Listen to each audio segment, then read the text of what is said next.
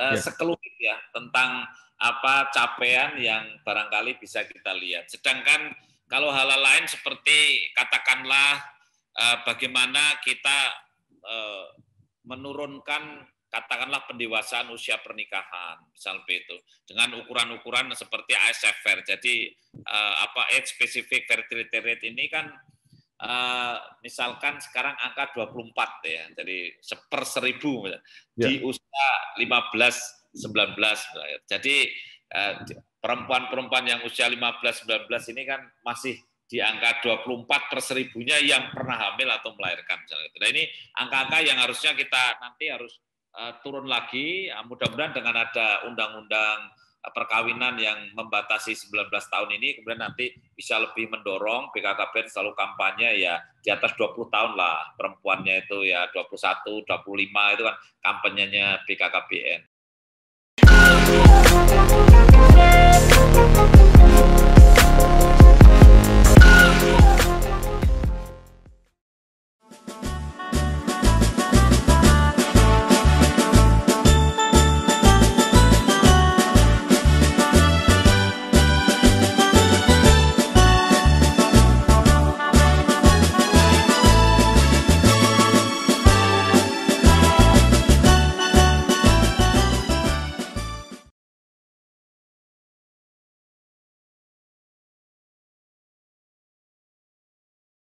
Assalamualaikum warahmatullahi wabarakatuh. Bersama saya Bambang Sadono di channel Inspirasi untuk Bangsa. Mudah-mudahan di channel ini kita bisa berdiskusi, berdialog secara jernih, berimbang, dan arif. Kami sedang mempersiapkan beberapa video dan kami akan mewawancarai para pimpinan instansi, lembaga, perusahaan, baik pemerintah maupun swasta, untuk menginformasikan kepada masyarakat mengenai kinerja maupun capaiannya sampai saat ini. Wawancara ini akan kami tayangkan selama bulan kemerdekaan, bulan Agustus 2021, dengan tema 76 tahun Indonesia Merdeka, Indonesia Maju, Indonesia Tangguh, dan Indonesia Tumbuh. Saya sudah bersama dengan Kepala BKKBN, Dr. Hasto Wardoyo, SPOG. Apa kabar, Pak? Pak Bambang, alhamdulillah sehat. Pak Bambang sehat juga ya? Alhamdulillah ini. Walaupun harus di rumah saja, Pak. Sama. Ya. Pak, sampai bulan Agustus ini, apa bisa dijelaskan capaian program atau kinerja BKKBN dalam mendukung visi, misi, dan janji Presiden yang terkait dengan tugas dan fungsi BKKBN, yaitu mewujudkan keluarga berkualitas dan pertumbuhan penduduk yang seimbang, guna tercapainya masyarakat Indonesia yang maju, berdaulat, mandiri, dan berkepribadian, berlandaskan gotong royong. Monggo, Pak. Ya, baik. Jadi kalau bicara capaian, tentu Pak Bambang dan juga semua yang menyimak acara ini juga tahu bahwa capaian suatu institusi pemerintah pasti diukur dari indikator kinerja. Dan kemudian itu ada angka-angkanya ya. Jadi ada angka-angkanya. Dan memang kerja-kerja BKKBN ini tidak semua angka-angka itu diukur oleh BKKBN. Dan itu lebih baik karena yang diukur orang lain gitu ya. Jadi sebagai contoh misalkan itu kita bicara misal laju pertumbuhan penduduk. Itu kan yang ukur kan dari BPS ya. Ketika katakanlah 5 tahun yang lalu atau 10 tahun yang lalu itu laju pertumbuhan penduduk itu 1,49 misalnya itu, sekarang menjadi 1,25 itu. Jadi rupanya masih relatif keep on the track ya, dalam arti laju pertumbuhan penduduk sesuai dengan mendekati sesuai dengan prediksi-prediksi yang ada bahwa laju pertumbuhan penduduk kita memang menurun. Kemudian kalau kita bicara seperti katakanlah total fertility rate itu ya. Total fertility rate kita di tahun 2020 angka terakhir katakanlah 2,4 ya. Jadi ini juga angka yang selama ini semua sudah tahu bahwa sejak ada reformasi birokrasi, kebebasan yang luar biasa menghormati human right, hak-hak manusia dan juga hak-hak reproduksi, itu saya kira semua publik tahu bahwa tidak ada lagi doktrinasi yang kuat seperti sebelum era reformasi. Pak Bambang juga udah tahu itu. Jadi ketika tahun 98 itu total fertility rate-nya itu 2,6, itu suatu catatan yang sukses karena Pak Haryono Suyono memimpin dari tahun 80-an itu bisa menurunkan dalam waktu 30 tahun bisa menurunkan dari 5,6 menjadi 2,6. Itu kan luar biasa. Kemudian kalau kita simak sejak reformasi 98 yang angka 2,6 itu sampai tahun 2010 tetap gitu. Relatif sampai tahun 2012 itu kan tetap 2,6. Jadi memang ada pengaruhnya itu reformasi itu, kebebasan itu tidak ada lagi ya quote and quote tidak ada lagi pemaksaan gitu. Sehingga relatif stagnan. Baru mulai tahun 2012 menuju ke sekarang ini turun 0,0,0, akhirnya menuju sampai angka 2,4 itu. Makna ini apa? Makna ini rupanya diberi kebebasan pun juga tidak naik gitu ya. Maknanya kan gitu. Jadi diberi kebebasan reformasi ini pun ternyata tidak naik. Artinya hanya tetap di angka 2,6 sampai 10 tahun gitu setelah reformasi. Tapi setelah itu bukan terus naik. Meskipun sudah tidak lagi kampanye setiap istilahnya setiap gang itu 2 anak cukup gitu ya. Karena menghormati hak-hak asasi manusia itu. Jadi akhirnya kan ternyata turun juga itu. Jadi rupanya bahwa pembangunan itu sendiri menjadi bagian dari kontrasepsi itu menjadi satu kenyataan juga bahwa ketika pendidikannya meningkat, wawasannya meningkat, rupanya kesadaran juga meningkat itu. Ini saya sebagai orang baru di BKKBN ya, membaca perjalanan ya, membaca perjalanan. Dan itu katakanlah ada transaksi demografi itu kan pergeseran dari demografi kalau di pergeseran tingkat pertama ya karena itu kan terjadi penurunan yang tajam ketika program itu gencar. Terus yang tingkat kedua ini kan di era keduanya kan terjadi plateau mendatar itu. Ya. Kemudian era ketiganya mestinya nanti membahayakan karena bisa minus itu. Jadi minus growth sebenarnya gitulah.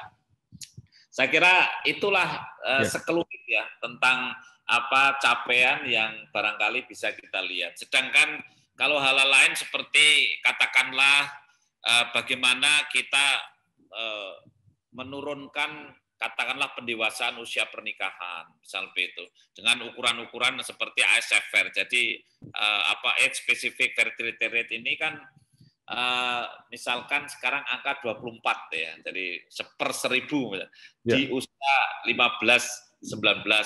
Jadi perempuan-perempuan yang usia 15-19 ini kan masih di angka 24/1000-nya yang pernah hamil atau melahirkan. Nah ini angka-angka yang harusnya kita nanti harus turun lagi, mudah-mudahan dengan ada undang-undang perkawinan yang membatasi 19 tahun ini, kemudian nanti bisa lebih mendorong BKKBN selalu kampanye ya di atas 20 tahun lah, perempuannya itu ya 21, 25 itu kan kampanyenya BKKBN. Jadi saya kira itu hal-hal yang penting, di antara juga ada banyaklah indikator, ada unmet need, kemudian sekarang ditambah lagi stunting dan seterusnya.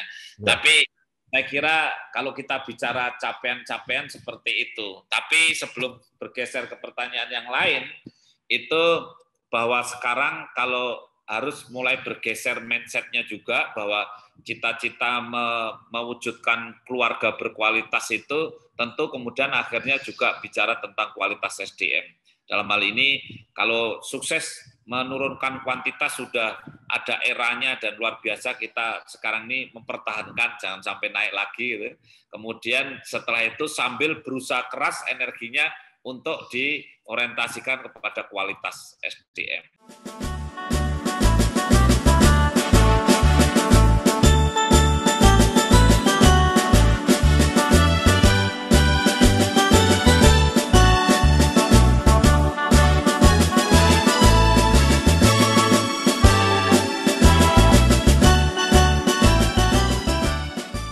Pak Hasto, kalau melihat apa yang kita alami sekarang. Jadi cita-cita dulu pernah ada cita-cita zero growth itu kelihatannya sudah nggak jadi target lagi, Pak ya. Kalau menurut saya ya dengan dengan target 2,1. Jadi kan target yang kita tuju itu kan angka 2,1 ya. Total fertility rate itu 2,1 ya, yang dituju itu ya. Masih di dalam Renstra yang dituangkan adalah yang dituju adalah angka 2,1.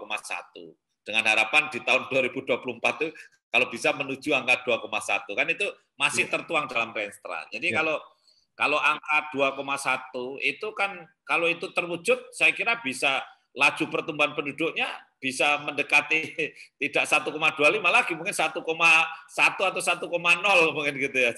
Jadi itu menjadi zero growth. Karena apa? Rupanya ternyata zero growth itu didiamkan aja turun ke situ terus itu. Jadi tadi 1,49, kita ini 1,49 dengan model reformasi seperti ini ya tetap menjadi 1,25 itu. Sehingga kalau tahun 2050 atau 2045 saya kira angka 1,25 itu bisa menyentuh 1,0 sekian itu ya. Jadi atau bahkan minus growth itu ya. Jadi nah itulah para ahli memproyeksi kalau di Indonesia ini di antara tahun 2045 bisa paling telat tahun 2070 itu bisa menyentuh angka zero growth, minus growth ya, bisa masuk ke minus growth kalau melihat trennya sekarang ini, begitu. Ya, Pak Asto, dengan kondisi seperti sekarang ini ya, fertility rate itu tadi dikejar untuk 2,1 ya, sekarang masih 2,4 misalnya. Kemudian pertumbuhannya masih 1,25 kalau nggak salah. Itu biar masyarakat gampang membayangkan itu per tahun tambah berapa Pak penduduk kita? Ya kan yang hamil kan kurang lebih 5 juta ya. Jadi kalau dari angka kelahiran itu kan ada 4,9, 4,8, kemudian yang hamil itu kan bisa 5,1, 5,2, hanya kan ada yang abortus, sehingga melahirkan kan mendekati 5 juta, yang melahirkan itu mendekati 5 juta. Saya kira itu angka yang selama ini kita potret beberapa tahun terakhir. Jadi kira-kira per tahun tambah 5 juta ya Pak? Nah, yang akan saya tanyakan juga seberapa jauh sekarang pemerintah itu mengintervensi ya kemauan berKB masyarakat. Apakah semua diserahkan kepada masyarakat secara mandiri atau ada fasilitasi dari pemerintah?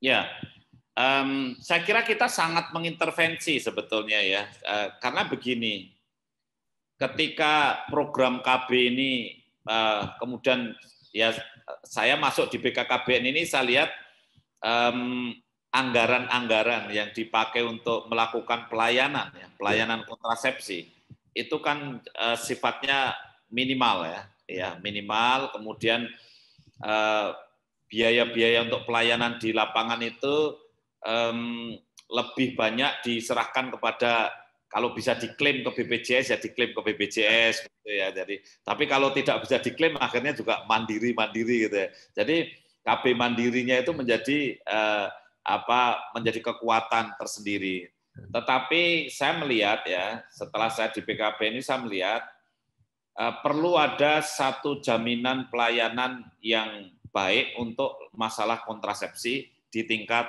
grassroots, di tingkat bawah, agar mereka itu bisa, yang tidak mampu, yang kemudian masih ragu-ragu, yang kemudian juga belum mendapatkan layanan dengan proaktif, ini bisa diberikan layanan dengan baik. Makanya saya masuk di 2019, tentu pertengahan akhir itu 2020 anggaran sudah terpetakan dengan baik, sehingga saya juga tidak bisa mengintervensi anggaran tahun 2020. Saya hanya mengintervensi anggaran yang tahun 2021. Jadi anggaran yang tahun 2021 yang biasanya dipegang oleh kepala perwakilan di tingkat provinsi yang untuk pelayanan, saya memang arahkan, saya berikan kepada dinas KB di tingkat kabupaten dan kota. Dan kita tambahkan yang kecukupannya kita naikkan. Yang biasanya seluruh Indonesia hanya dijatah 62 miliar, maka saya mintakan 400 miliar. Dari Kementerian Keuangan juga alhamdulillah disetujui untuk kemudian dialokasikan 400 miliar ini untuk kemudian namanya DAK BUKB itu untuk pelayanan KB. Dan kalau yang belum punya BPJS atau tidak bisa diklaim ke BPJS, maka anggaran itulah yang dipakai sebagai jasanya teman-teman provider atau pelayan di tingkat kabupaten kota. Itu ya saya hadir mewakili pemerintah ya. Saya berusaha untuk pelayanan dasar itu harus diberikan dengan lebih istilahnya ya lebih proaktif lah itu. Kita melakukan dengan cara begitu. Dengan ini maka kemudian saya minta untuk OPD atau dinas-dinas KB di kabupaten itu kerjasama lah dengan pusat-pusat pelayanan atau istilahnya Faskes, fasilitas pelayanan kesehatan, baik swasta maupun pemerintah. Gitu. Kalau dulu kan mungkin masih tergantung puskesmas saja, bidan saja disuruh menginduk ke puskesmas, kalau ngeklaim ke puskesmas gitu. Nah, sekarang ini saya potong itu ya, bidan bolehlah MOU langsung dengan dinas, kemudian kalau ngeklaim ya boleh langsung, kalau dia sudah ada MOU-nya, kemudian ngeklaim pelayanan, kemudian termasuk jasa medisnya, termasuk obatnya. Begitu juga saya di masa pandemi ini kami membuat kebijakan supaya penyuluh itu boleh membawa obat. Dulu kan tidak boleh. Jadi penyuluh ini boleh membawa obat. Yang penting ini sudah by request oleh bidan. Oh, bidan di sana membutuhkan. Terus sudah disetujui oleh dinas. Dibawakan oleh penyuluhnya. Karena distribusi rantai pasok obat ini kalau hanya mengandalkan anggaran pemerintah murni yang mengirim obat dan seterusnya, saya kira repot itu. Lebih baik ya penyuluh datang ke sana ya bolehlah. Kalau seperti di NTT itu kan, waduh, harus ada yang pakai jalan kaki, ada yang masih naik kuda untuk menuju ke tempat desa atau pelayanan-pelayanan oleh bidan di desa. Nah ini kalau mengandalkan rantai pasok kan lambat itu. Nah, ini juga kami buat peraturan-peraturan baru. Inilah mungkin sebagai gambaran bahwa kalau bagi kami kita ini harus menjadi pelayan yang baik. Karena masih banyak masyarakat yang ekonominya rendah, pendidikannya rendah, kesadarannya jadi masih rendah, kita masih perlu proaktif gitu kan. Nah, di Indonesia kan kesenjangannya tinggi antara daerah satu dengan daerah yang lain, sehingga ya kita tidak bisa lah katakanlah one fit for all, itu yang nggak bisa. Ya begitulah Pak Bambang. Iya.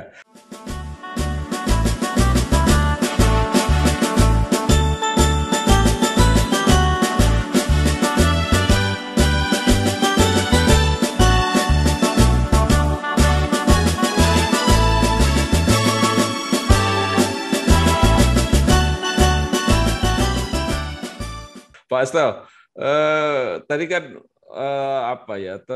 tersirat bahwa salah satu kinerja BKKBN ini agak tidak maksimal gitu ya kan, karena anggarannya terbatas. Mungkin nggak digalang gitu, artinya karena ini sesuatu yang strategis, yang serius gitu program KB ini, misalnya ada dana partisipasi, apakah dari masyarakat, dari swasta, atau dulu kan banyak juga bantuan dari negara lain yang bisa dimanfaatkan. Gimana, Pak? Ya, sekarang pun kan kita mendapatkan bantuan seperti dari JACCP, UNPE gitu ya. Tapi memang bantuan-bantuan dari negara donor pada umumnya bukan untuk pelayanan. Sejak dulu ya untuk advokasi lah, untuk advokasi. Jadi memang banyak yang untuk advokasi. Itu memang juga sampai sekarang pun masih ada, kita menjalin JACCP ketika dengan Bill Gates Foundation kemudian pas saya datang pas kemudian kontraknya habis ya, kita berusaha supaya kemudian ini masih ada istilahnya perpanjangan dari sumber-sumber lain, sehingga alhamdulillah juga bisa kita upayakan sehingga masih bisa diperpanjang sampai 1,5 tahun ke depan. Itu juga karena lobby kita supaya akhirnya tidak diputus di masa pandemi, kan kalau diputuskan juga berat itu. Hal-hal seperti itu kita lakukan, Pak. Kita lakukan, terus kita lakukan, dan kemarin kita juga meluncing yang namanya 1000 mitra untuk 1000 HPK. Jadi 1000 mitra untuk 1000 HPK ini program saya, ini memang saya sengaja bagaimana triple helix, pentahelix ini harus jalan itu. Kita tahu sekarang ini semua anggaran refocusing ya, dan memang sejak tahun kemarin sudah direfocusing gitu. Sekarang refocusing jilid pertama, kedua, ketiga, ini refocusing keempat, jadi bisa betul-betul minimalis sekali gitu. Oleh karenanya saya kemudian di tahun 2021 ini meluncing 1000 mitra untuk 1000 hari kehidupan pertama. Itu yang termasuk kalau perlu untuk menjaga kualitas keluarga ini juga. Kami ini membuat semacam dapur sehat untuk mencegah stunting, itu kita buat. Kemudian saya bercita-cita sebetulnya bisa membangun food bank ya. Jadi sebetulnya kan banyak orang-orang yang bisa berkontribusi untuk masalah makanan untuk keluarga, makanan yang sehat tentunya. Ini kan bisa ini dengan gotong royong itu. Kemarin waktu Hari Raya Kurban aja saya juga mengadvokasi ke Singapura, umat-umat Islam Singapura kalau bisa bawa korbannya di Indonesia, beli kambing di Indonesia, dipotong di Indonesia, kemudian dibagikan rakyat Indonesia, uangnya dikirim ke Indonesia, pahalanya saya kirim ke Singapura gitu. Ya, saya bekerja sama juga dengan Basnas untuk menggait itu. Alhamdulillah Pak, sekitar 2.600 ekor kambing ya yang dibeli oleh warga Singapura. Kalau ini 3 juta kali 2.600 kan lumayan uang itu masuk ke rakyat Indonesia. Kemudian dagingnya ini kemarin kita bagikan tidak habis, sehingga yang 400 ekor kambing kita kalengkan. Ya, ini yang kita kalengkan nanti kita bagi kepada keluarga risiko stunting. Nah, itu. Ini sebagai inisial untuk membangun food bank ya. Nah, saya kira banyak Pak hal-hal yang bisa kita lakukan asalkan kita mau berpikir, kemudian mau berusaha, mau bekerja. Ya.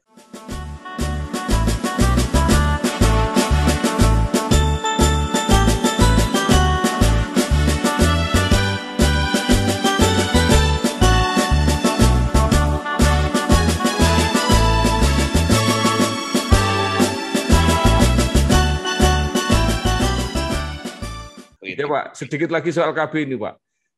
Mungkin sekarang kan sudah ada perkembangan sedemikian rupa sehingga yang kontra mengenai pemikiran KB itu hampir sudah tidak ada Pak ya kira-kira sekarang.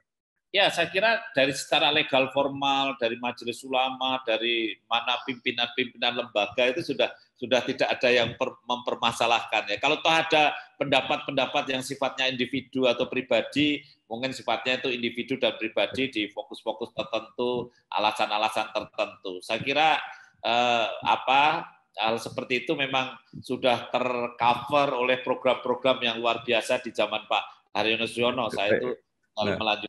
Kalau sedikit Pak menyinggung katanya yang terakhir-terakhir ini kesulitannya ada walaupun jumlahnya nggak banyak, itu tren pernikahan dini itu seperti apa Pak? Ya, jadi begini Pak ya.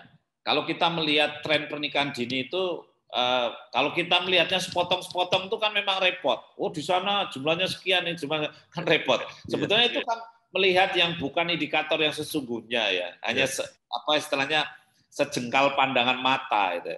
Tapi sebetulnya kalau kita melihat sesungguhnya ya tadi Pak, melihatnya itu ayolah kita lihat berapa sih yang kemudian hamil dan melahirkan pada usia yang masih kurang dari 20 tahun. Nah ini apakah semakin menurun atau semakin naik gitu loh Pak.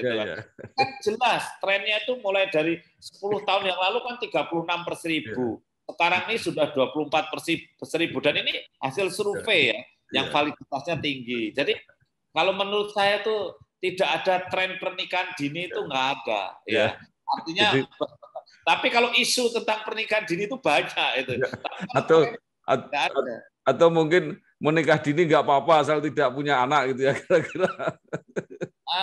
Sebetulnya kalau misalnya pendapat menikah dini ada hal yang tidak bisa dilanggar.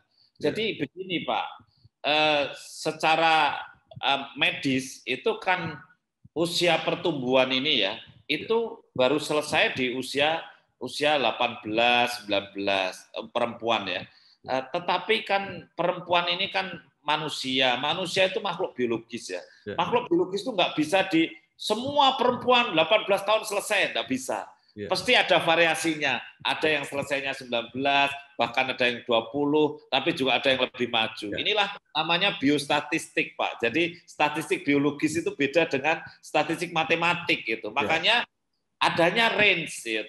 Nah, kebetulan mulut rahim perempuan itu kan maturitasnya itu masih mendekati usia 20 tahun. Kalau seandainya 16 tahun hubungan seks, 15 tahun hubungan seks, itu kan kanker mulut rahimnya tinggi, Pak. Ya. Dan itu terbukti sekali bahwa bangsa kita ini adalah bangsa yang kanker mulut rahimnya nomor 2 setelah payudara. Di negara mana saja, negara-negara maju terutama. Itu enggak ada itu, Pak, kanker mulut rahim kok ada nomornya. Artinya ya, kanker mulut rahim itu pasti tidak bernomor. Artinya nomor 11 atau bahkan 15 atau bahkan enggak punya ranking gitu. Kalau di kita ini kan ranking 2, Pak. Ini loh, Pak, apa istilahnya biologis, objektif, ilmiah, real, konkret ya. Bahwa di kita ini ada sangat apa ya? Ini ya apa ya istilahnya di luar kemapanan ya. Jadi out of the layer lah kalau seandainya kita petakan di dalam. Nah, inilah yang harus disadari sehingga risiko kita kawin pada usia muda ini ada. Nah, bangsa kita ini karena pendidikan seksnya kurang, mau melakukan pendidikan seks disangka nanti pendidikan mengajari seks, disangka tabu, padahal sebetulnya tidak. Itu kan kemudian pemahaman tentang seks yang aman tidak ada. Sehingga usia hubungan seks itu kan maju, Pak.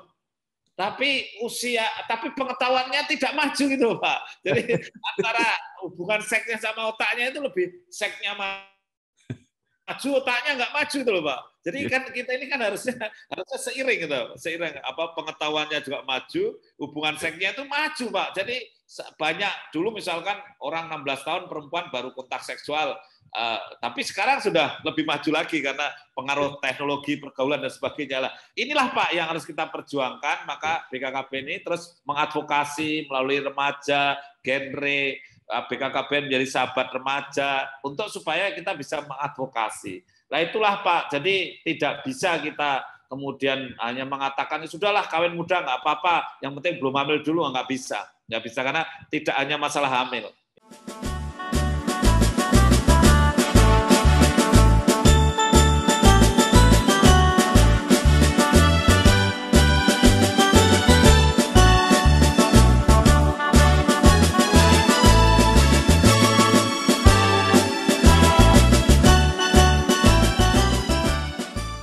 Baik, Pak, menarik sekali saya kira perbincangan masalah KB ini, program keluarga berencana ini. Tetapi saya mau pindah ini karena selain tugas yang utama BKKBN itu, sekarang BKKBN juga ditugasi untuk memimpin menjadi koordinator pelaksanaan percepatan penurunan angka stunting. Jadi ini tidak sekedar kuantitas tetapi menyangkut soal kualitas ya. Ini targetnya turun hingga 14% atau turun per tahun 1,6%, tapi ditargetkan supaya bisa turun sampai 2,7%. Ini apa yang akan dilakukan oleh BKKBN, Pak? Jadi begini ya, Pak, di dalam situasi yang berat, di mana ada pandemi maksud saya, kemudian waktu tinggal 3 tahun, sekarang ini angkanya 27,67%. Sementara di masa pandemi ini, para ahli memprediksi angka stunting itu meningkat menjadi 32,5%. Itu tidak bisa dihindari karena adanya pengangguran meningkat, kemiskinan meningkat itu. Sehingga prediksi para ahli wasting meningkat, anak-anak yang kurus meningkat. Kalau anak-anak kurus itu kalau kurus 2-3 bulan pasti menjadi stunting, itu, Pak. Nah, oleh karenanya kalau kami di dalam membuat konsep namanya rencana aksi nasional, ya, ini kami melihat bahwa proses reproduksi ini proses reproduksi ini harus dijadikan suatu proses inkubasi. Artinya harus diinkubasi. Ya. Maksudnya apa? Kalau kita itu hari ini keterbatasan ruang fiskal, kemudian kita belum bisa menyelesaikan seluruh jamban air bersih tersedia dengan baik. Kita belum bisa menyelesaikan bahwa seluruh masyarakat pendidikannya menjadi tinggi, angka partisipasi sekolahnya menjadi tinggi, lebih dari 9 tahun, belum bisa. Kita belum bisa membebaskan wilayah kumuh, cita-cita lingkungan hidup kita menciptakan nol, tidak ada lingkungan kumuh. Kita juga belum bisa. Ya. Pasti butuh waktu. Di masa pandemi, pembangunan infrastruktur itu mengalami suatu kelambatan. Nah, sedangkan faktor-faktor itu adalah yang 70% berpengaruh terhadap kejadian stunting. Namanya faktor sensitif. Nah, ternyata di luar itu masih ada faktor spesifik. Faktor spesifik itu yang relatif langsung terhadap masalah proses reproduksi, yaitu kesehatannya ibu hamil gimana, kesehatannya bayi gimana, 1000 hari kehidupan pertama gimana. Kemudian juga asupan makanannya bagaimana, nutrisinya bagaimana, gizinya terpenuhi atau tidak, gizi seimbang atau bukan.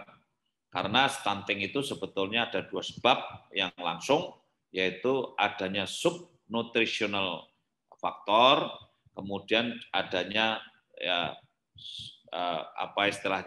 faktor yang pertama faktor nutrisional, yang kedua faktor kesehatan.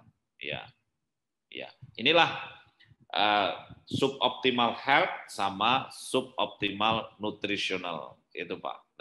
Nah, kalau kita itu, saya membayangkan gini, Pak, bisa nggak ya kita ini masih miskin tapi nggak stunting? Nah, jawaban saya harusnya bisa, gitu kan, Pak. Dengan cara bagaimana? Ya sudahlah, rumahnya masih belum bisa dibangun tembok, ini nggak apa-apa. Tapi ya kita paksa sedikit lah. Nutrisinya yang cukup, jangan sakit, ya dikasih obat, kasih makan gitu ya. Nah, bisa nggak kita ini masih bodoh, belum pendidikannya belum tinggi, tapi anaknya nggak stunting? Jawaban saya itu harusnya harus bisa ini gitu, harus bisa. Bisa nggak kita ini misalkan lingkungannya masih seperti di Jakarta banyak juga yang satu rumah banyak orang, gang-gang sempit itu. Tapi bisa nggak melahirkan anak tidak stunting? Harusnya bisa. Harusnya bisa. Lah, kalau seandainya kita nggak cukup uang untuk memperbaiki ekosistem yang luas, yang banyak itu, nah kemudian kita bertekad siklus pendek, mulai dari menjelang hamil, kemudian melahirkan sebelum 2 tahun, bagaimana ya kalau itu diinkubasi? Jadi dikontrol, dikawal itu. Nah, makanya kemudian BKKBN yang kami usulkan adalah membentuk pendamping keluarga. Terutama pendamping keluarga ini diutamakan adalah yang hamil, ya, yang hamil. Tetapi juga saya mengusulkan calon pasangan usia subur itu juga harus dikawal. Jadi 5 juta orang yang hamil itu juga harus dikawal, 2 juta yang menikah setiap tahunnya juga harus dikawal sebentar lah. Jangan asal nikah saja, harus dicek itu. Dicek HB-nya, dia itu kurang HB enggak, anemi enggak? Dia termasuk kurang protein enggak itu. Kurang kalori protein enggak itu. Nah, kalau kurang ya wong mantenan itu sering menghabiskan puluhan juta kalau cuma suruh beli asam folat kan ya mampu gitu loh. Gitu, Pak. Ya. Jadi kalau gitu kuncinya edukasi, Pak ya. Ya edukasi, tapi juga kan gini, Pak.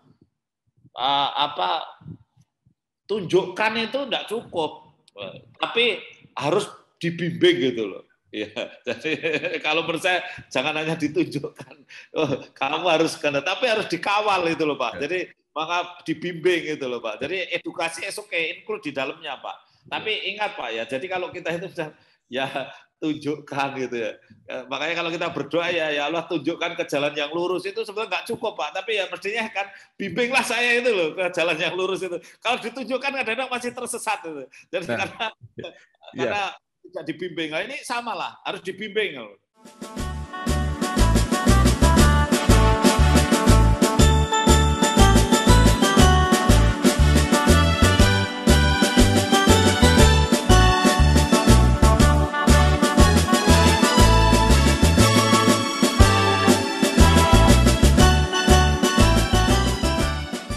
Jadi masalah lain Pak ya, ini kelihatannya stunting ini kan program bersama gitu ya, antar lembaga, mungkin antar kementerian, antar badan.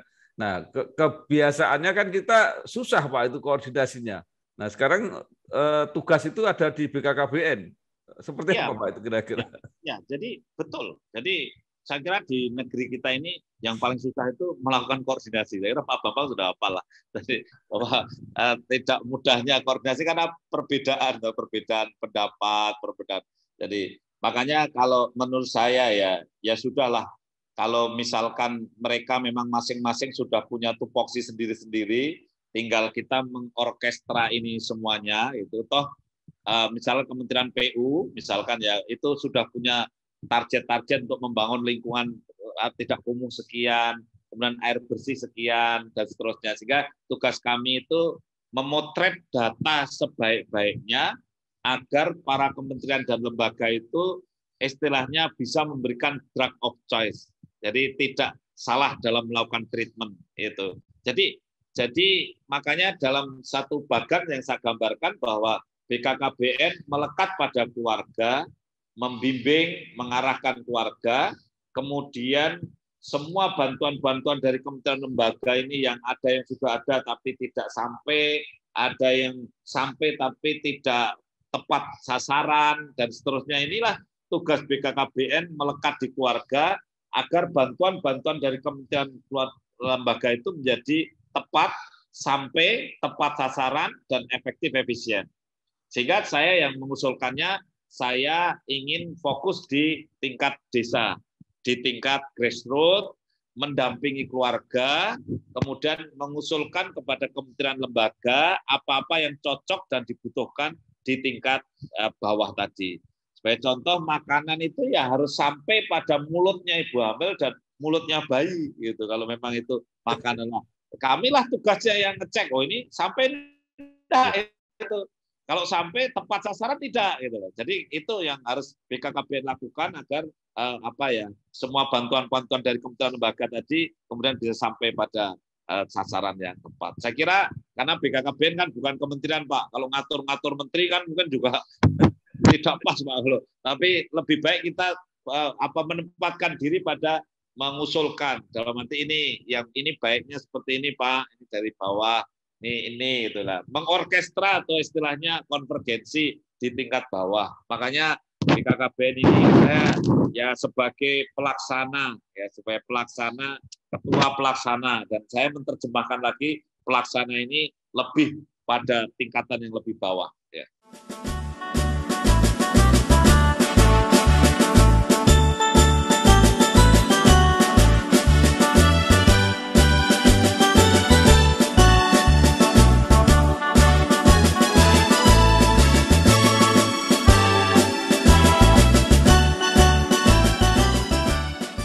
Baik Pak, ini ngurusi KB dari segi kuantitas, kualitas ini sudah cukup kompleks, ditambah penanganan stunting juga tidak kalah kompleks.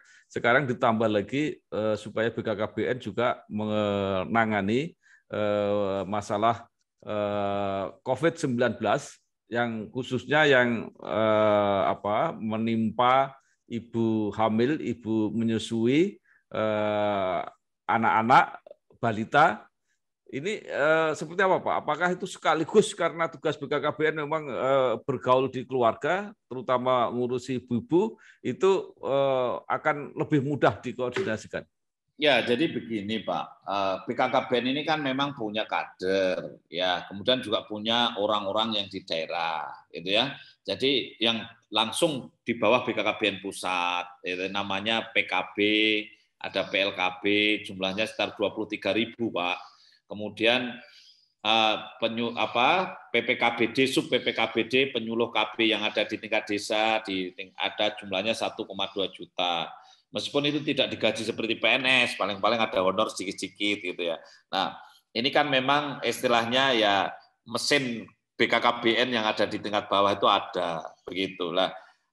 Arahan Bapak Presiden tentunya lembaga yang masih punya mesin sampai di tingkat bawah ini bisa membantu untuk menggerakkan, mensukseskan, mengawal keluarga dalam rangka untuk mencegah penularan COVID ataupun menangani terutama pada ibu hamil, anak-anak, ini keluarga lah. Itu tuh arahan dari Presiden seperti itu. Makanya sebelum Pak Presiden beri arahan pun BKKBN ini kan sudah direkrut oleh BNPB untuk mensukseskan duta perubahan. Jadi mungkin Pak Bambang juga tahu bahwa BKKBN itu makomnya itu memang demand creation ya. Jadi menciptakan, merubah mindset dan seterusnya, sehingga 3M apa ini kan butuh satu perubahan mindset yang baik di tingkat masyarakat. Nah, oleh karenanya sejak sebelumnya BKKBN mensukseskan duta perubahan bersama kader-kader PKB ini di tingkat bawah bersama BNPB.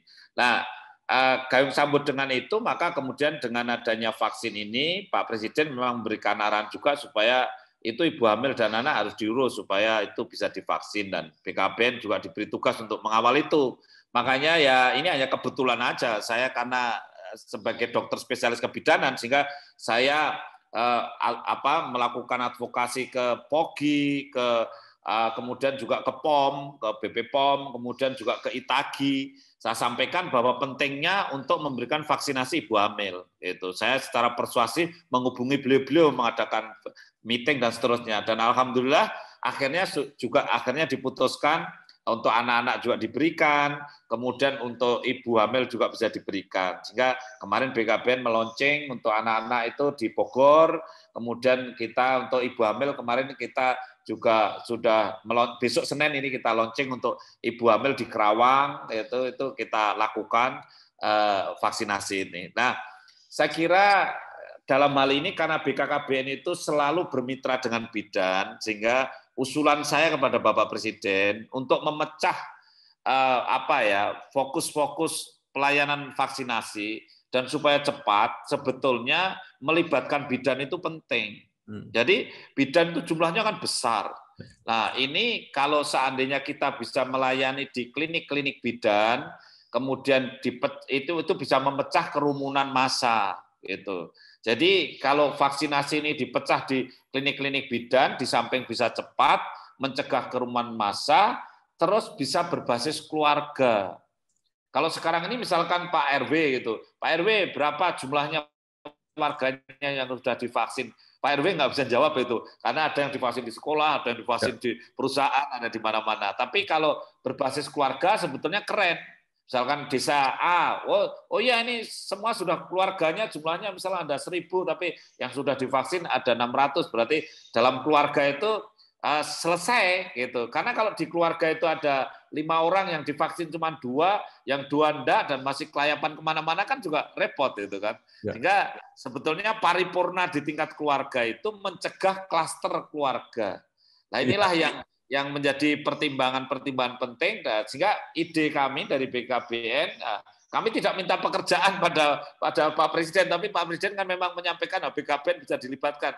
Saya tetap semangat untuk bagaimana mendorong keluarga. Makanya saya juga sampaikan Pak Menteri Kesehatan bahwa ini harus bidan dilatih. Nah, sekarang ini Pak, ini baru proses pelatihan bidan, mungkin sudah mencapai 30.000. Bayangan saya kalau kita bisa menggerakkan 50.000 bidan, dan satu bidan sehari bisa nyuntik 50 orang, itu sehari bisa 2,5 juta loh Pak.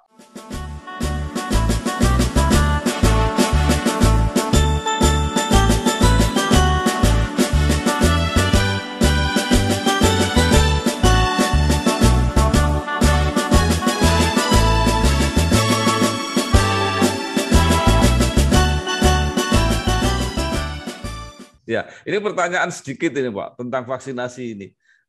Kenapa dulu jadi kontroversi seolah-olah kalau anak-anak itu tidak boleh atau tidak bisa divaksin, sehingga kemudian juga anak-anak kena itu. Sampai sekarang kan yang di bawah 12 tahun pun kan juga belum boleh toh Pak. Ya, jadi karena kan sekarang ini baru yang 12 tahun ke atas kan begitu. namanya penyakit baru, virus baru, penelitiannya juga belum sempurna. Sehingga kan kita kalau ingin menggunakan sesuatu yang baru, yang penelitiannya belum sempurna, itu kan pasti ada keraguan, Pak. Ada keraguan itu. Pakai kajian literatur dulu, mempertimbangkan ini, pertimbangkan itu, bagaimana WHO dan seterusnya dan seterusnya. Jadi kajian-kajian itu kan membutuhkan waktu, dan memang kita kan bukan negara yang menjadi sumbernya literatur. Pada umumnya kita menjadi user ya, menunggu review statistical review, menunggu hasil surveinya beberapa negara dan seterusnya. Sehingga akhirnya sampai pada kita tentu setelah dipertimbangkan ada kasus yang banyak dan seterusnya. Sehingga sampai sekarang pun kan seperti yang balita kemudian di bawah 12 tahun tadi kan belum ya. Karena juga ada hal-hal khusus. Penelitiannya juga belum final, dosisnya belum final. Kemudian yang berikutnya juga sistem pertahanan tubuh anak-anak itu kan ada namanya limfonodi ya, limfonodi atau kelenjar limfe ya. Jadi pertumbuhan sistem limfoid sistem ini kan kalau anak-anak itu kan masih belum sempurna, Pak. Ya kalau otak itu 2 tahun saja mendekati sempurna, tapi sistem yang paling terlambat perkembangannya itu secara umum manusia itu adalah sistem limfoid atau kelenjar getah bening itu. Sehingga sedangkan untuk pertahanan tubuh itu membutuhkan sistem itu. Sehingga mungkin kalau para ahli itu mengkhawatirkan efektif atau tidak ya ketika sistem tubuhnya belum siap dikasih vaksin jangan-jangan juga tidak ada gunanya. Ini kan pertanyaan-pertanyaan ilmiah yang sifatnya biologis dari para ahli. Saya kira kita menghormati itu.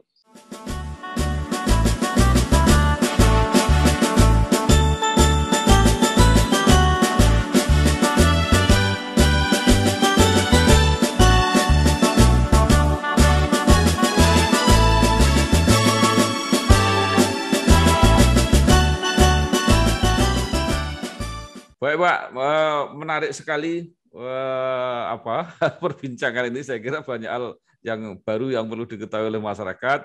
Tapi karena waktunya, maka terakhir yang ingin saya tanyakan adalah apakah bisa disimpulkan bahwa tren pembangunan keluarga ya, jadi baik menyangkut kuantitas, menyangkut kualitas, kesejahteraannya, kebahagiaannya itu kita dalam tren yang membaik sampai saat ini. Ya, baik. Jadi kalau kita memakai indikator kualitas keluarga ya Pak, itu kan butuh indikator-indikator yang sifatnya kualitatif ya. Sedangkan di BKKBN ini kan indikator-indikator kinerjanya lebih ke kuantitatif ya, lebih ke kuantitatif. Sehingga saya kira itu untuk menjawab pertanyaan Pak Bambang itu memang membutuhkan kementerian lembaga yang lain secara komprehensif membutuhkan Tetapi saya kira indeks pembangunan manusia itu menjadi salah satu indikator yang penting untuk kita lihat, dan ternyata indeks pembangunan manusia Indonesia kan trennya juga naik meskipun sekali lagi disparitasnya masih cukup tinggi antar satu daerah dengan daerah yang lain. Saya kira problemnya bukan sekedar masalah trennya naik. Kalau trennya naik, yes naik. Indeks pembangunan manusia naik itu karena pendidikan naik, juga sebelum pandemi pendapatan per kapita naik, usia harapan hidup naik ya. Jadi saya kira itu indikator yang sangat fair dan global, artinya diakui secara internasional. Nah, kemudian BKKBN mencoba membuat indikator indeks pembangunan keluarga. Ini baru saya masuk di BKKBN ini, kemudian saya membuat indeks baru namanya indeks pembangunan keluarga. Memang sampai hari ini baru kita melakukan sekali pemotretan, kemudian akan kita lakukan lagi di tahun 2021. Saya berharap indeks pembangunan keluarga ini menjadi bagian untuk mengukur kualitas keluarga itu. Kalau sementara penilaian kita dengan angka yang skornya 53 itu angka yang menengah gitu ya. Artinya harapan saya mudah-mudahan angka 53 itu nanti akan naik seiring dengan indeks pembangunan manusia. Saya kira itu Pak. Jadi secara umum mungkin jawaban saya seperti itu, dan kalau masih banyak kekurangan saya mohon maaf. Dan yang terakhir ini ya, sudah di launching tentang vaksin untuk ibu hamil. Marilah juga jangan lupa ibu hamil juga vaksin, terutama yang sudah berusia 12 minggu sampai usia 33 minggu. Gitu. Baik Pak, terima kasih luar biasa wawancara ini. Mudah-mudahan ini memberi semangat kita di bulan kemerdekaan ini di usia 76 tahun Indonesia Merdeka. Bapak Dr. Hasto Wartoyo, spesialis obstetri ginekologi, betul Pak ya? Jadi kebidanan, Kepala Badan Kependudukan dan Keluarga Berencana Nasional BKKBN. Mudah-mudahan Bapak dengan seluruh jajarannya bisa terus bekerja dengan tugas yang begitu berat, dengan kendala koordinasi dan anggaran kelihatannya yang juga tidak begitu menggembirakan, tapi dengan semangat yang tinggi, mudah-mudahan berhasil ya membantu masyarakat Indonesia. Sekali lagi sukses Pak, terima kasih. Saya yang terima kasih Pak Bambang, luar biasa Pak Bambang sudah mengangkat kami dari BKKBN untuk bisa difasilitasi. Terima kasih. Wassalamualaikum warahmatullahi wabarakatuh.